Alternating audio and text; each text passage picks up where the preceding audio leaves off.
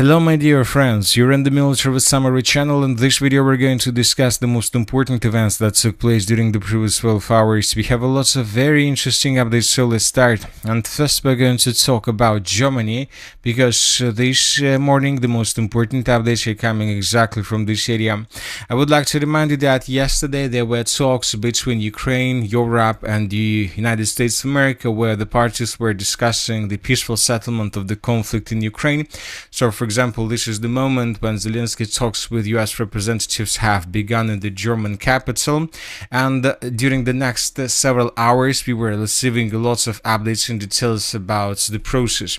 Talks between the United States and Ukraine have begun in Berlin. Representing the American side are US Presidential Special Envoy Steve Witkoff and Trump's son-in-law Jared Kushner. Representing the Ukrainian side are Vladimir Zelensky, members of his team, and German Chancellor Friedrich Merz. So later we received a report, a very interesting report, that's also present as a part of the American delegation at the talks in Berlin is the commander of the US European Command and Supreme Allied Commander Europe, Alexander Grinkevich. So the US side was represented not just with the politicals and diplomats, but also with the military bloc. The sources are saying that the talks took place more than 5 hours. US Special Envoy Steve Witkoff announced significant progress in talks with the Ukrainian delegation in Berlin.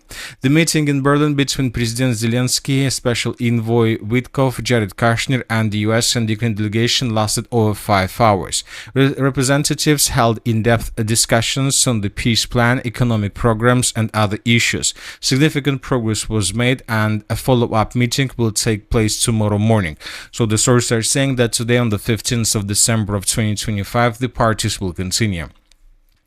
At the same time, we received lots of interesting statements and updates from the territory of Ukraine itself. For example, the Ukrainian deputy stated that we shouldn't expect anything. Don't expect anything, rather, member Maria Bezuglia frustrated Ukrainians. On one side of the table are Ukrainians and Europeans, on the other are Americans.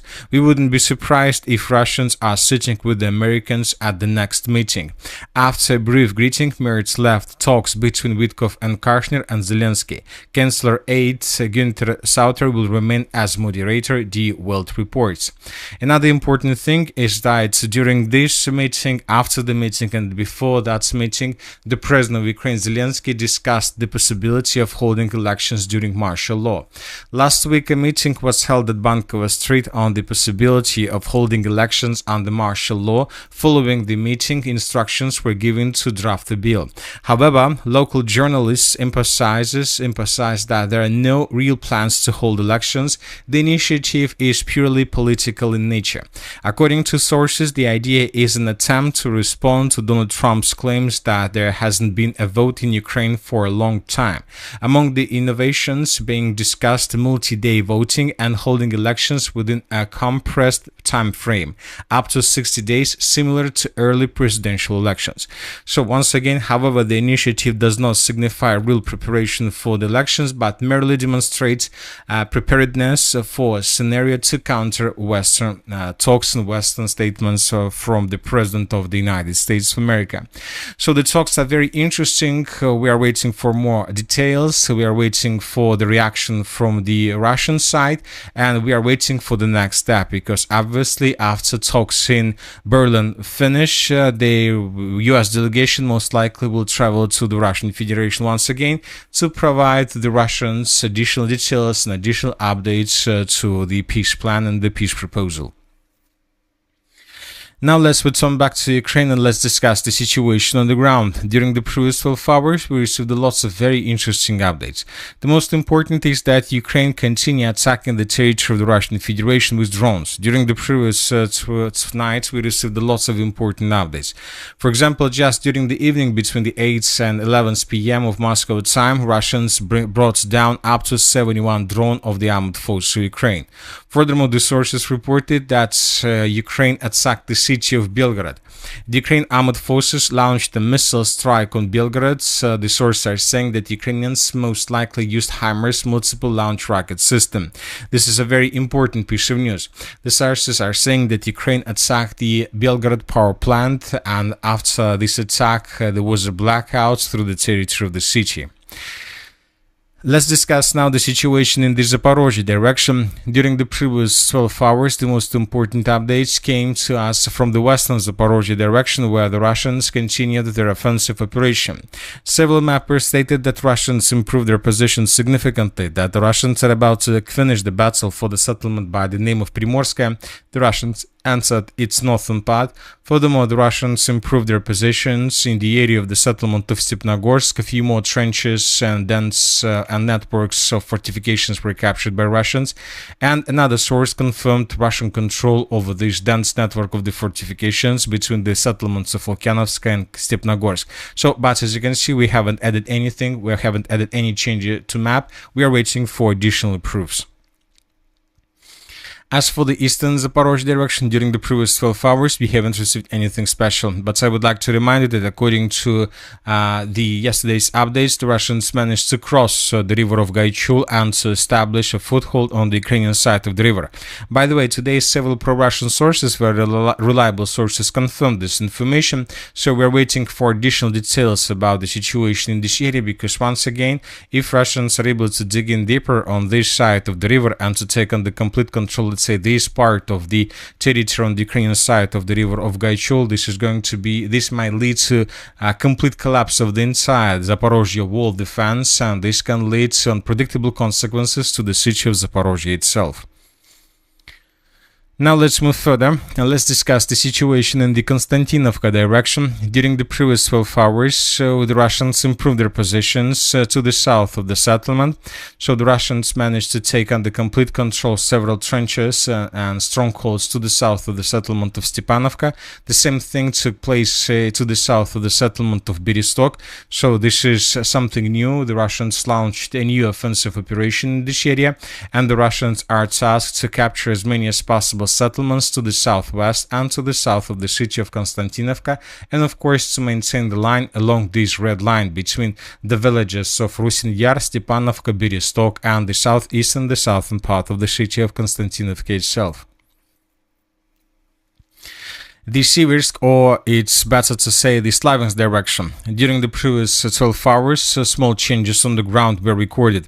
According to pro-Russian sources and according to neutral mappers, the Russians, as a result of offensive operation, managed to improve their positions to the west of the settlement of Vasyukovka in the area of Bandarna and Khromenka.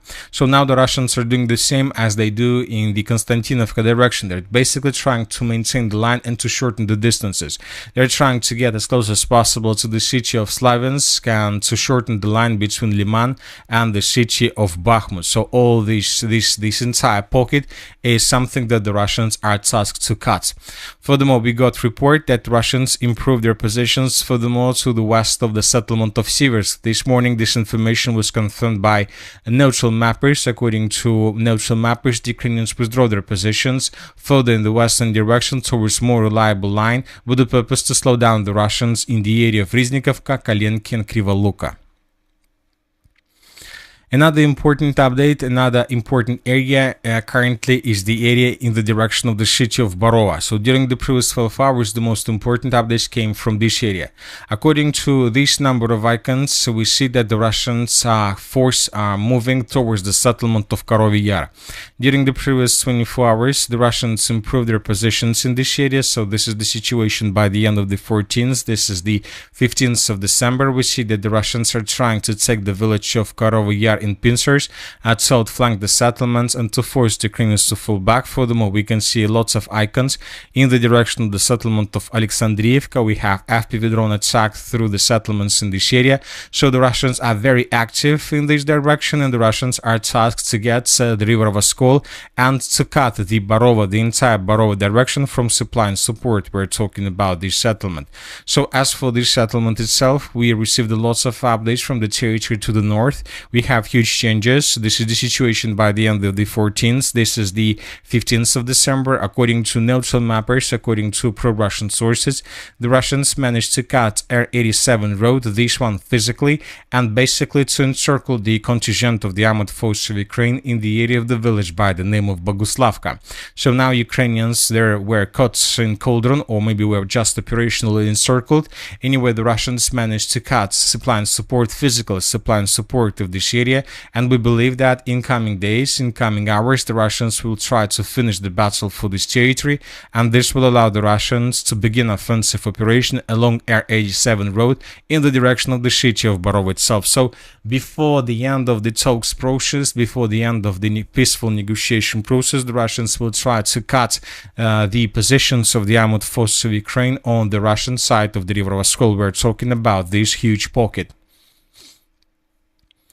As for the Kupyansk direction, during the previous 12 hours, the Ukrainians continued their counter-offensive operation.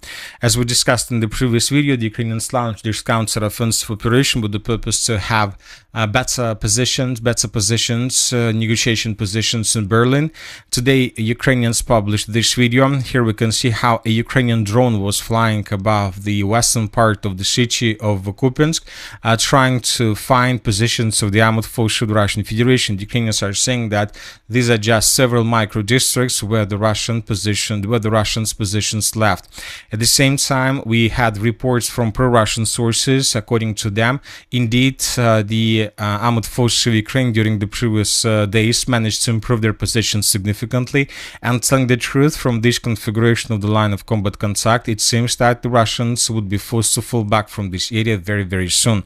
So the situation in the Kupyansk direction remains very tense. The Russians also during the previous 12 hours improved their positions in the area of the settlement of Ovchansky Hutory. Basically, according to neutral mappers, the battle for this territory have begun. And that's it for the short video. Military Summary channel reminds we condemn any violence in the world. Thank you for watching. Subscribe to my channel, put your likes, join my Patreon, and have a good day. Bye bye.